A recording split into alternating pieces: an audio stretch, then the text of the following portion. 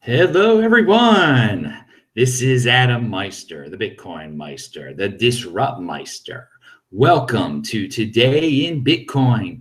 Today is May the 28th, 2017. This is home of long-term cryptocurrency thinking.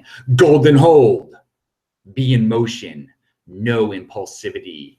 All right, on Tuesday, 11 a.m. Tel Aviv time, which is 4 p.m. in Hong Kong and 4 a.m. in New York and 1 a.m. in Los Angeles. Simon Dixon is going to be back on the show. Everyone loved Simon Dixon last time. He is going to be talking about ICOs and just sharing his cryptocurrency wisdom. Really a great guest. I'm looking forward to it on Tuesday. Just wanted to preview that for everyone. So yesterday's video is linked to below. People ask me about Steemit. My Steemit information is below. If you want to follow me there, you can ask me questions there easily instead of waiting till the AMA or sending me tips to ask me questions. It's free to ask me questions on my Steemit. Again, ICOs, Simon Dixon coming up on Tuesday. Today, we're going to talk, of course, about the user-activated soft fork and BIP 138 or 48, whatever it's called. People keep asking about this. I wanted to mention that, again, I'm available for all sorts of consultations, cryptocurrency consultations to set up your Trezor. I just had a client. We just talked. I mean, it was great. I worked him through some issues, just life issues. If you're trying to get, you're addicted to doom porn, it's DOOM porn. That's the type. There's a lot of depressing information out there. People think the end of the world is coming. It's not coming. If you just want to talk, hey, contact me, adam@trezorhelp.com. I am confident that you will enjoy the consultation. It's an hour. It goes over an hour. Sometimes don't worry about that. It's a lot of fun. I get pumped, and I just love the client I just had. Always be in motion, people. Always be networking like this and putting yourself out there. That's something that I like to teach people. Just stay positive. Anyway, so this BIP 148 user-activated soft fork. People just all of a sudden are asking me about it. I guess because other people are making videos about it. It's coming on August 1st, apparently. Now, August 1st is still a ways off, people. Let me give you my opinion. First of all, I link to a site below that is put on by the user-activated soft fork people that explains what this is all about, okay? So you can check it out. It's linked to before, was it UASF.co? I wrote it down here somewhere. I can't see where, but anyway, it's linked to below in the notes section. Always check out the notes section. Always pound that like button, all my live viewers. On this Memorial Day weekend, I totally forgot it was a Memorial Day weekend until I guess yesterday. It's not Memorial Day weekend here. It's actually already Monday morning in Paphos, Cyprus, where I am. Anyway, so the user-activated soft fork. It's less dangerous than a hard fork, obviously. It's more dangerous than if the miners just did Segwit. And so I'm right now, since August 1st is a ways off, I mean, we're not even in June yet. A lot can happen. Perhaps this is just a way to have leverage over the miners to force them to do the right thing, which is to activate segregated witness, okay? Because I look at this user-activated soft fork, and you can even check out the site below the link. They even explain some of the negative things that can happen. And one of them is that we end up with a Bitcoin and an altcoin Bitcoin. Okay, that's two different Bitcoin. We don't want that. I mean, that's the same horrible result that a hard fork, it would end in a hard fork. Now, you're going to say, well, at least we're going to have segregated witness this way. Okay, but for me, all right, status quo as is, it's not the worst thing in the world. We're over $2,000 in value. I mean, I was saying a month and a half ago, status quo isn't the worst thing in the world. We're over $1,200 in value. So look what has happened with status quo here. So I don't want to be in a position where we have two Bitcoin. It's worthless now. Cryptocurrency is dead.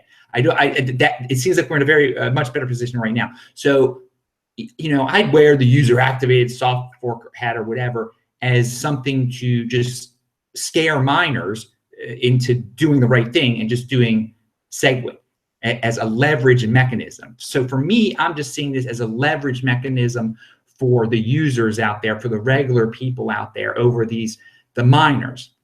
But again, I'm not going to say, oh, I love this BIP 1, whatever the heck it is. I keep messing up the number, BIP 148.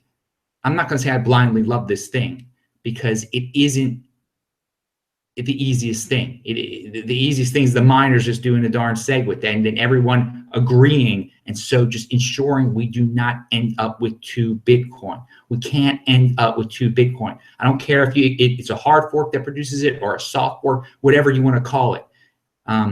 People out there don't want to hold, the regular person all of a sudden says, well, now you have 2 golds. They don't care how they got 2 golds. They're just like, what the heck? How can I have 2 golds? This is supposed to be the gold standard of cryptocurrency. I thought I was buying, I'm a gold and hold person. Now I have 2. What the heck is going on? Why are these people in China saying they have the real Bitcoin? And then these people in California are saying they have the real Bitcoin. What's the real Bitcoin? Do you see the issue here? It's a really big problem if we get to 2 different Bitcoin. And I'm going to get into that a little later. This user activated soft fork it doesn't seem to me like it guarantees we're not going to end up with 2 Bitcoin, since on the very site it says we could end up with 2 Bitcoin. I mean, check out the site there, and that is what has to be avoided here. Sorry, that's my bottom line. Those are my thoughts on that. Anyway, August 1st is a while away. It's not something to worry about right now. Let's kind of let this thing progress. And then on one side, the other side is trying to do something too with the Barry Silbert Accords. They're putting something out there. Then the user activated soft fork people are putting something out there. So it's going to be a little back and forth. Maybe it might come down to the last second. So have a really strong hand here. Just have a strong hand. Be patient, everyone. Don't be impulsive and jump into something you don't know what's going to happen with it, okay? Just let's all be careful here. We don't want to end up with 2 Bitcoin because of impulsivity or egos or some war. Okay, so and also we don't want to hype up the situation now to start scaring people. People are just like, what do you think of 148? What do you think of Bitcoin? Calm down, calm down. There's no reason to worry about it yet. It's not even June 1st. So let's not start the FUD. We're gonna produce our own FUD and help King of the Trolls and everything get his name back in the news. So let's not FUD ourselves by being paranoid about this and start worrying about this right now. But to share our thoughts calmly about it, yes, and to discuss it, yes. But let's not just start FUDing and everything like that.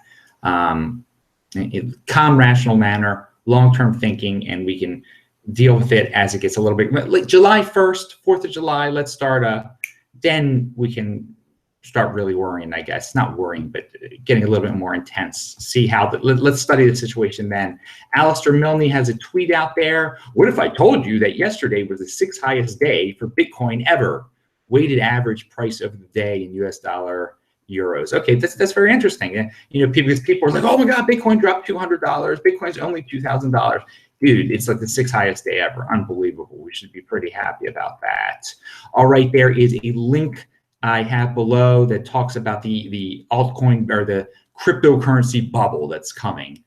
This author thinks there's a cryptocurrency bubble. He compares it to the .com bubble, and he brings up some 2 important points I want to read off here.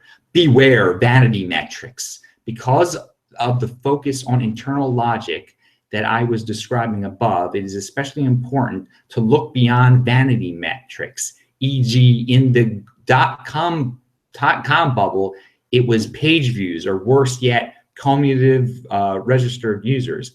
Instead, to get a sense of where we are, look for metrics of actual adoption by end users. Make yourself anti-fragile. This is maybe the single most important lesson. Do not, under any circumstances, borrow to invest in a bubble. You will be in an extremely fragile position if you do, because of violent price movements. Okay, people, never borrow to invest in an altcoin, first of all, or don't even borrow to invest in Bitcoin. Pay off your debts first, all right? So borrowing, getting yourself into debt at any time in your life for any reason is usually a really bad idea. Really bad idea. Pound that like button, over 114 live viewers. But when the vanity metrics thing he brings up, it hits home, because during the .com bubble, people were just like, oh yeah, I get 1 million page views. This ad up here gets a 1% click-through rate. And they wouldn't say that it was mostly bots clicking on those banners, and those banners were almost a worthless way of advertising. But people were yet paying $30,000 for those banners until they weren't, until Google made advertising a little bit more efficient and effective and real and working. The banner stuff wasn't working. The people were just spouting out these statistics about how great the banner ads were. So now we're living in a situation with a lot of vanity metrics also, like, oh, my coin is worth, look at the total market capitalization and just all these other numbers. Look at it's not, well, how many people are actually, who are actually using it? Are people using your coin? And in the bottom line is only people are using Bitcoin. Adoption is using it.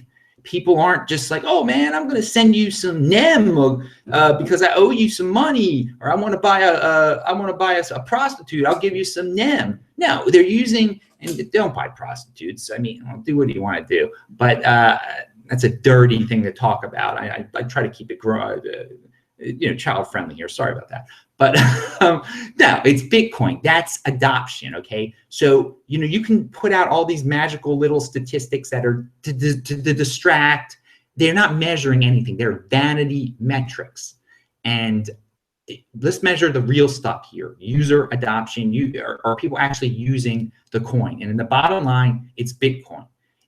What are people using as a store of value? When people are like, oh man, I want to diversify. I want something other than gold. I need something that's like gold. They're getting into Bitcoin. And it's a lot of people doing it. And it's these are the numbers that we have to look up. Real numbers that mean real things, not magical fantasy numbers that are can be manipulated, because all of a sudden they print up a bunch of your inflationary cryptocurrency. All right, so yes, UASF, God, user activated, UASF.co, you can learn about and read that article that I was referring to about the .com versus the upcoming crypto bubble or whatever. Okay, have a strong hand, people. Remember, I'll be in Hong Kong July 2nd and 9th. Then Perth afterwards, then hopefully Brisbane. I'm working on that after I get off this this show. I'm gonna try to finalize some stuff and have more information for you tomorrow. Peter Schiff has a new show out. He talks about Bitcoin at the end. Again, I linked to it below. He just talks, every show he talks about Bitcoin now. I mean, it's becoming that regular. So that's awesome. Tone Vays, in his latest show, he has an Ethereum Classic chart. First time he's ever had an Ethereum Classic chart. I know there are a lot of Ethereum Classic fans out there coming to this channel for some reason, probably because Ethereum Classic is the Ethereum for Bitcoin people, as some say. Well, anyway, if you like technical analysis and you've never seen an Ethereum Classic chart technical analysis, Tone does the best technical analysis out there in cryptocurrency. And so check it out if you like Ethereum Classic and if you believe in technical analysis charts. Where was I going to go here? Yeah, get your Ledger Nano and your Trezor at Crypto HW Wallet. Links below. We have all sorts of awesome links below. You can use your fiat to get something cool. All right, in terms, let's go back to what a hard fork really means for grown-ups, okay? In terms of assets, this isn't, we're not playing Dungeons and Dragons here, people. People don't want to hold things that can go to war with each other, okay? In terms of like, miners are going to go to war and destroy this side of the chain, and attacks. There's going to be an attack on Bitcoin. Just like all these you know how all these altcoins can be attacked and everything, and those are real threats that they could, I mean, some of these altcoins could be destroyed by attacks, apparently. Bitcoin is stronger, but I mean, obviously attacks on Bitcoin are reality also. And we can avoid that by having one Bitcoin, not going in two different directions where it's a contested hard fork or contested soft fork. People don't want to be involved with something that can turn into gold number one and gold number two. It just makes no sense for grown-up investors to be involved in something that seems like a game and something that seems silly, and it'll destroy value for something that has a lot of value for people. It will really hurt the value. And again, people are going to bring up, well, Ethereum split, it's still around. Again, we don't know how high Ethereum would be and how respected Ethereum would be if it had never had split, all right? And again, Bitcoin is already the base of all cryptocurrency. It's already the world reserve cryptocurrency. You cannot argue that. If you destroy the world reserve, if you can destroy the base, which is holding everything up, then what the heck happens? If there's loss of confidence in the base, then we don't know what happens, okay? So this isn't Dungeons and Dragons. This isn't some game here. You have to think about it like a grown-up. And so I will leave you, I think I linked to, and I will, to end in a happy note, Will It Go Round in Circles by Billy Preston, which is a good song, and Long Cool Woman in a Black Dress by the Hollies. I was listening to those songs the other days. They were pumping me up. I hope they'll pump you up too. I'll add them if I forgot to add them below. Again, pound that like button, people. I'm Adam Meister, the Bitcoin Meister, Disrupt Meister. Remember to subscribe to this channel, like this video, share this video. Check out the notes section below. I post at least one video a day. I'll be back tomorrow. And then Tuesday, we'll have Simon Dixon on. See you later, people.